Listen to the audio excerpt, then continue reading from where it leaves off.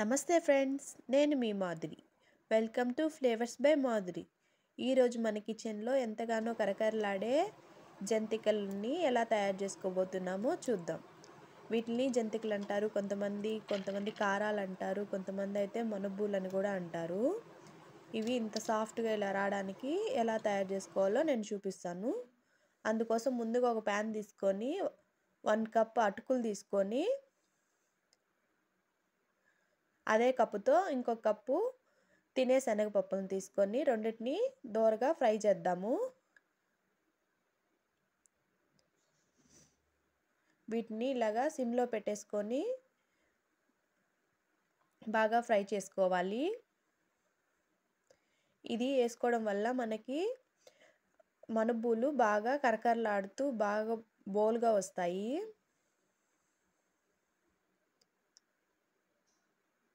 అలాగే మెత్తగా కూడా ఉంటాయి మనకి మనుబోలు. ఇలాగా ఫ్రై చేసుకోవాలి. వీటిని సిమ్లో పెట్టుకొని ఫ్రై చేసుకోవాలి. హైలో పెట్టామంటే అటుకులు మాడిపోతాయి మనకి. ఇదిగోండి, ఇలాగా అంతా ఫ్రై అయిపోయినాయి కదా బాగా.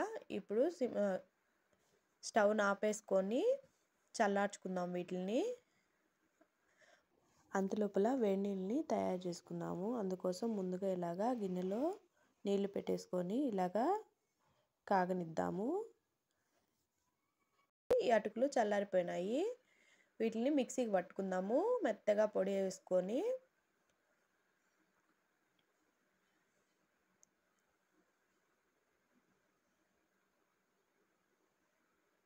ఇదండి, ఇలాగా అన్నీ మిక్సీ గిన్నెకి వేసేసుకొని ఇప్పుడు దీన్ని పౌడర్ లాగా తయారు చేసుకుందాము. ఇదిగోండి, ఇలాగా స్మూత్ పౌడర్ లాగా తయారు చేసేసుకొని ఇప్పుడు ఒక బౌల్లోకి 1.5 కప్పు రైస్ ఫ్లోర్ తీసుకుందాము. బియ్యం పిండి ముందుగా మనం తయారు చేసుకున్న పౌడర్ని ఇలాగా జల్లించుకోవాలి. ఎందుకంటే కొంచెం బరకగా అలాగ ఉంటాయి కదా, అవేమి రాకుండా చూసుకోవాలి మనం. ఇదండి, ఇలాగా అంతా ఇలా జల్లెడి గిన్నెలో పోసుకొని అంతా జల్లించుకోవాలి.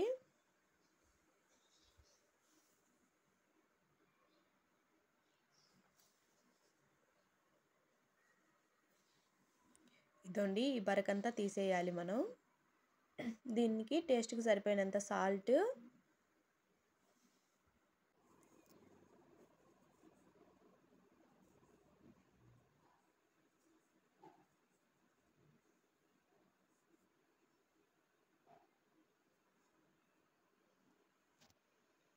వన్ టీ స్పూన్ తెల్ల నువ్వులు కూడా వేసుకుందాము. ఇవి పంట కింద తగులుతూ ఉంటే చాలా టేస్టీగా ఉంటాయి. అందుకని నేను తెల్ల నువ్వులు కూడా వేసుకుంటున్నాను. ఇవి కలాంజీ సీడ్స్ అంటారు, లేదా ఆనియన్ సీడ్స్ అని కూడా అంటారు. ఇవి వేసుకోవడం వల్ల బయట స్వీట్ స్టాల్స్ వాళ్ళు వేసిన టేస్ట్ వస్తుంది. కొంచెం వామ్ వేసుకుందాము. అలాగే 1/2 టీ స్పూన్ జీలకర్ర కూడా వేసుకుందాము. ఇప్పుడు అందులోకి బటర్ కూడా వేసుకొని బాగా కలుపుకుందాము. బటర్ కానీ లేకపోతే వెన్న ఉంటుంది కదా, మనం మజ్జిగ చిలికినప్పుడు వచ్చే వెన్న, అదైనా వేసుకొని ఇలాగా కలుపుకోవచ్చు.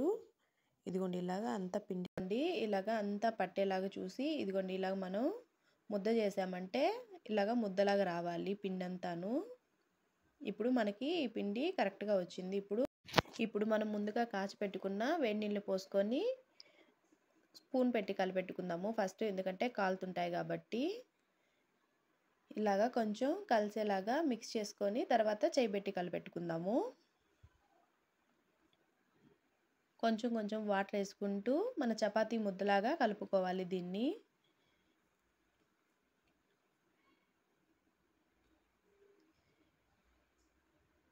ఈ జంతికలు ఎటువంటి వంట రాని వాళ్ళు కూడా చేయొచ్చు, చాలా ఈజీ ప్రాసెస్ అండి.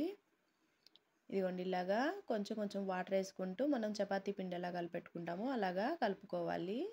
ఇప్పుడు ఇంకా మనం చేయబెట్టి కలిపెట్టుకుందాము. ఇదిగోండి, అంతా ముద్దలాగా వచ్చేలాగా కొంచెం కొంచెం వాటర్ యాడ్ చేసుకుంటూ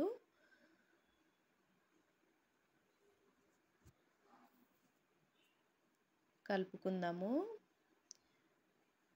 ఇదండి, ఇంకొంచెం వాటర్ యాడ్ చేసుకుందాము ఇందులోకి.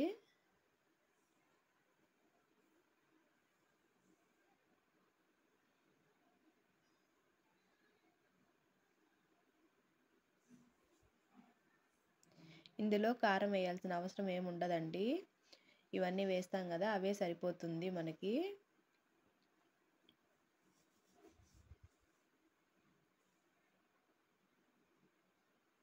ఇదండి ఇలాగా మనకి ముద్దలాగా వచ్చేసింది కదా, చపాతీ ముద్దలాగా. ఇదండి ఇలాగా నొక్కినప్పుడు మెత్తగా ఉండాలి. ఇదిగోండి ఇలాగ అన్నప్పుడు ఇలాగా బబుల్స్గా రావాలి పిండి. అప్పుడే మనకి కరెక్ట్గా వచ్చినట్లు పిండి. ఇప్పుడు మనం ఇంకా దీన్ని పక్కన పెట్టుకొని జంతికల గొట్టాన్ని రెడీ చేసుకుందాము. అలాగే ఆయిల్ కూడా పెట్టేసుకుందాము. ఇదిగోండి ఇలాంటి స్టార్ ఉండే ప్లేట్ తీసుకొని జంతికల గొట్టంలో రెడీ చేసుకుందాము. ఇదండి కొంచెం ఆయిల్ వేసుకొని జంతికలు గొట్టాన్ని మొత్తము అప్లై చేసుకోవాలి. ఇలా అప్లై చేసుకోవడం వల్ల పిండి ఎక్కడ అతుక్కోకుండా లూజ్గా వచ్చేస్తుంది. ఇప్పుడు అందులోకి మనం పిండిని పెట్టేసుకుందాము. అంతలోపల మన ఆయిల్ కూడా కాగిపోయి ఉంటుంది కదా. ఇదండి ఇలాగా అంతా రెడీ చేసి పెట్టేసుకుందాము.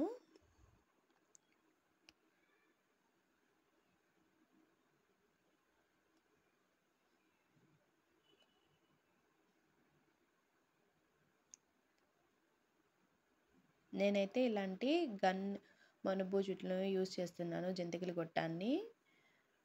మీ దగ్గర ఏది ఉంటే అది యూజ్ చేసుకోవచ్చు. ఇదండి ఆయిల్ కాగింది. ఇప్పుడు మనము ఇలాగా కొంచెం కొంచెం ఒత్తుకుంటూ వేసేసుకుందాము.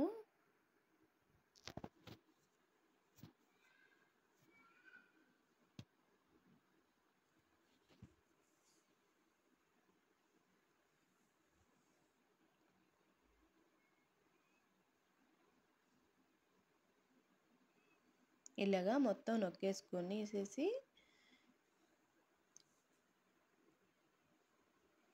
ఇదండి చూస్తున్నారు కదా మీరు, కొంచెం కొంచెంగా కట్ చేసేసుకోండి. ఎక్కువ పెద్దది మాత్రం వేసుకోవద్దు, అది మళ్ళీ కరెక్ట్గా రాదు మనకి. ఇదండి ఇలాగా అన్నీ కూడాను కొంచెం కొంచెం కట్ చేసుకుంటూ వేసుకుంటున్నాను నేను.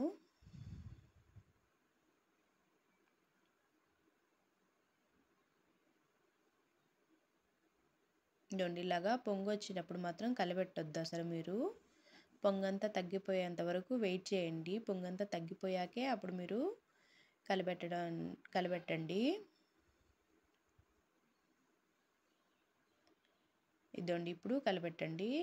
పొంగు వచ్చేటప్పుడే కలబెడితే అవి అంతా ముక్కలు ముక్కలుగా అయిపోయే ఛాన్సెస్ ఉంటాయి మనకి. అందుకని పొంగంతా తగ్గిపోయేదాకా ఆగి తర్వాత కలబెట్టుకుందాము.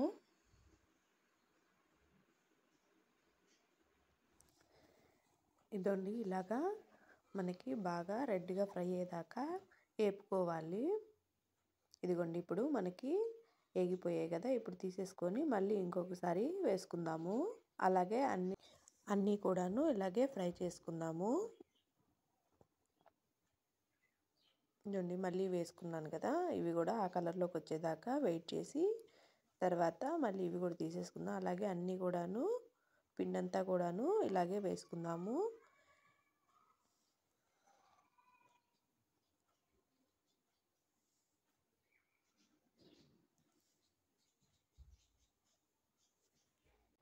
ఇవి ఫ్రై అయ్యే లోపల చక్రాల్ని ఎలా తయారు చేసుకోవాలో చూపిస్తాను.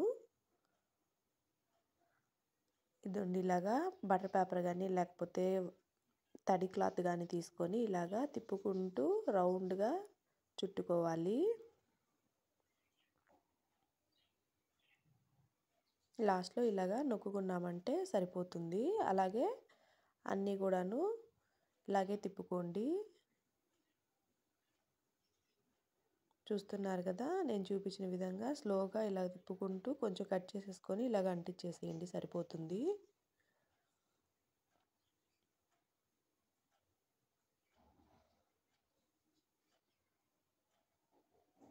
ఇదండి ఇలాగన్నీ తయారు చేసి పెట్టేసుకొని ఆయిల్లోకి వేసేసుకోవడమేనండి. లేదంటే అలాగ ఆయిల్లో వేయలేని వాళ్ళు ఇట్లాగా చిల్లులు గంటి పైన ఇలాగా తిప్పుకుంటూ ఇలా చేసుకొని డైరెక్ట్గా గంటినే తీసుకెళ్ళి ఆయిల్లో పెట్టేసుకోవచ్చు.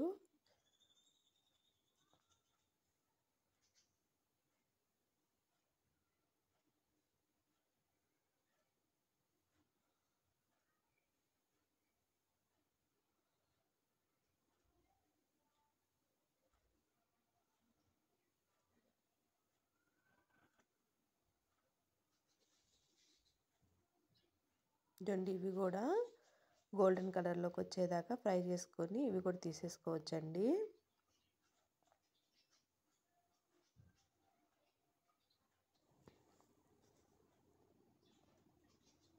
ఇదిగోండి మనకి కరకరలాడే జంతికలు రెడీ అయిపోయినాయి. ఇప్పుడు కొంచెం కరివేపాకు వేసుకొని సర్వ్ చేసేసుకుందాము. Thank you for watching.